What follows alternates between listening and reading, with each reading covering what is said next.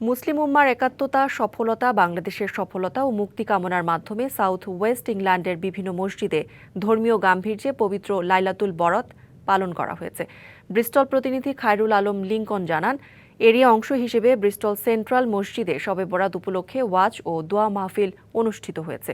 এতে বক্তব্য রাখেন মসজিদের খতিব হাফিজ মৌলানা ইকরাম উদ্দিন, হাফেজ নাজমুদ্দৌলা, মৌলানা শওকত আলী সহ অন্যরা। বক্তারা বলেন, শাবানের 14 তারিখ দিবাগত রাত অনেক তাৎপর্যবহ ও গুরুত্বপূর্ণ। এই রাতকে শবে বরাত বলা হয়। শবে বরাত ফার্সি ভাষার দুটি শব্দ। ফার্সিতে শব মানে রাত আর বরাত মানে মুক্তি। হাদিসে বলা হয়েছে লাইলাতুল নিসফি মিন শাবান বা মধ্য শাবানের রাত।